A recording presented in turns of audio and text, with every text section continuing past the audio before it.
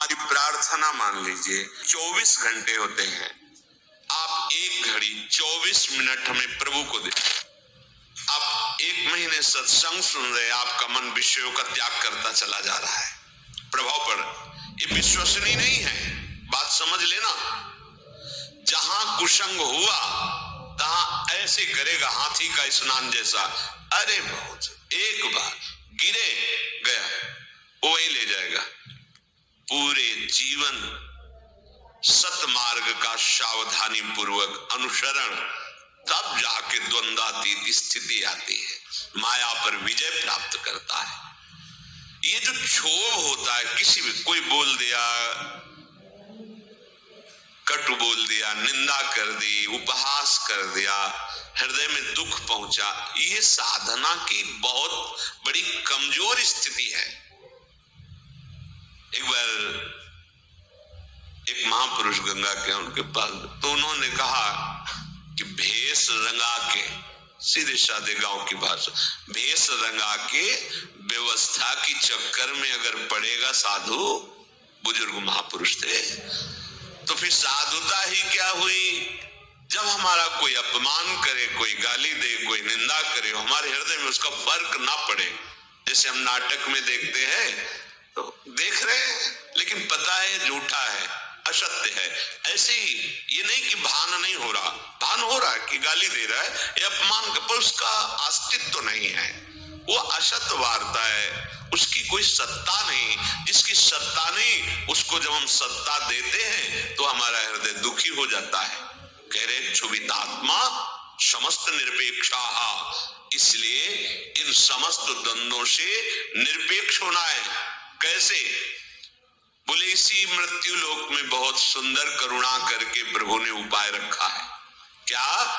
वृंदावन भूमि, वृंदावन भूमि में आओ, दर्शन करो। यहां बहुत सामर्थ्य है हृदय के परिवर्तन करने की, अलौकिक दिव्यता है। राधा नागर माराधे कदा मुदिता, किशोरी और किशोर जी की आराधना में तुम ऐसे आनंद को प्राप्त होगे कि ये कोई भी मान अपमान, दुख सुख, जन्म मृत्यु, ये तुम्हें व्यापेंगे नहीं। आओ वृंदावन का आश्रय लो, वृंदावन के रसिकों का संग करो, तो राधा नागर की आराधना बनने लगेगी। कैसे?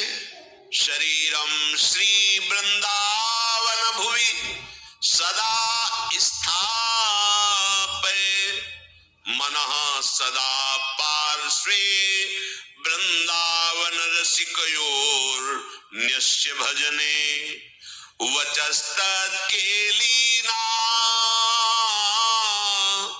मनोरथ गाने रमयत, कथा पीयूषादौ श्रवण युगलम प्रीति विकलम। शरीर को सदा सत्संग में रखो। अगर हमारा शरीर सत्संग में रहेगा तो मन प्रेम रस में भीनने के लायक बन जाएगा। तन ही राख सत्संग में मन ही प्रेम रस भेयो, सुख चाहत हरिवंश हित, तो कृष्ण कल्प तरु सेयो। प्रायः सिद्धांत को थोड़ा ऐसे घुमा के कहा जाता है कि तन को संसार में मत रखो, तन के द्वारा नाना प्रकार के कर्म करो, और मन रखो प्रभु में। ये सिद्ध पुरुष का लक्षण है, साधक का नहीं, ये सिद्ध पुरुष का लक्षण। जिसका मन भगवदाकार है तो विषय प्रपंच संसार के कार्य करता हुआ भी वो जो जल में कमल का फूल रहे, निरपेक्ष रहता है।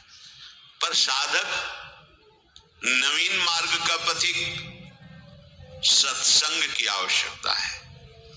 सत्संग, सत्संग क्या है? नाम सत, रूप सत, धाम सत, लीला सत, उनके प्रेमी जनों के वचन सत। इस पे हैं आप, तो सत्संग में हैं आप। धाम का चिंतन चल रहा है, प्रभु के नाम का जब चल रहा है, रूप का ध्यान चल रहा है, लीला गुण का कथन श्रवण कर रहे हो। कथा पीयूषादौ श्रवण युगलम, अपने दोनों कानों से युगल चंद श्यामा श्याम की कथा, गुण लीला चरित्र, इनका हम पान कर रहे हैं। ये देह वृंदावन रज से युक्त है, वृंदावन का आश्रय है, तो स्थापय मना सदा पार्श्वे, हमारा मन सदैव प्रियालाल के पार्श्व में समीप में विराजमान रहेगा। मन ही प्रेम रस भयो। देखो, साधक की ऐसी स्थिति नहीं होती कि वो विषय सानिध्य में मन को प्रभु में रख सके। ये विषय का स्वभाव होता है प्रमथनशील, व्याकुल करके, उन्माद पैदा करके मन और इंद्रियों को अधीन करता है। विषय पहले, फिर जब मन ही अधीन हुआ तभी तो क्रिया में उतरा। लेकिन सिद्ध पुरुष की ऐसी स्थिति नहीं होती। एक बार विदेहराज जनक से किसी महात्मा ने पूछा कि आप तो पूरा राजकाज संभालते हैं, पूरा रजोगुण का वैभव है, राजसी वैभव, आप विदेह कहे जाते हैं, कैसे विदेह? उन्होंने कहा कि ठीक, किसी समय बताएंगे, अभी तो अंदर से नहीं आ रही प्रेरणा, बताएंगे। क्या जनक जी उसी समय नहीं बता सकते थे, पर जब उससे प्रमाण के सहित तब पता चलता है। जाओ आज प्रसाद पाकर शयन करो, प्रेरणा होगी हम बता दें। शयन कक्ष में बड़ी सुंदर राजा की शैया जैसे महात्मा को शयन करा। अर्धरात्रि में आने से कहा जाओ, आज्ञा है, शयन करो जाके उनके साथ। जेवी देखा स्त्री तो बड़े संयमी महात्मा थे, वो जितना इधर से खिलते और नजदीक दीवाल की तरफ मुंह करके समय व्यतीत किया। सुबह आए, बड़े गुस्सा से बोले, ये क्या तरीका है आपका? जानते हो हम संत हैं। फिर तो क्या हुआ महाराज? शायद वो आपकी पत्नी ही थी, सैया में जाके लेट गई। फिर क्या हुआ? फिर हम शकीलते गए। फिर क्या हुआ? जब दीवाल मिली तो उधर मुंह करके पड़े रहे। फिर कोई आपको परेशानी नहीं हुई? बोले हमने पीछे फिर देखा ही नहीं दीवाल की। तो तुमने उस शरीर को दीवाल क्यों नहीं मान लिया? उस शरीर को स्त्री शरीर मान करके भय करते रहे और दीवाल में आप संतोष कर लिए। अगर उसे ही एक दीवाल समझ लेते और आप यथावत अपनी शांति बनाए रखते। बोले ऐसा कैसे हो सकता है? बोले ऐसा हो सकता है जब एकाकार ब्रह्म स्थिति होती है।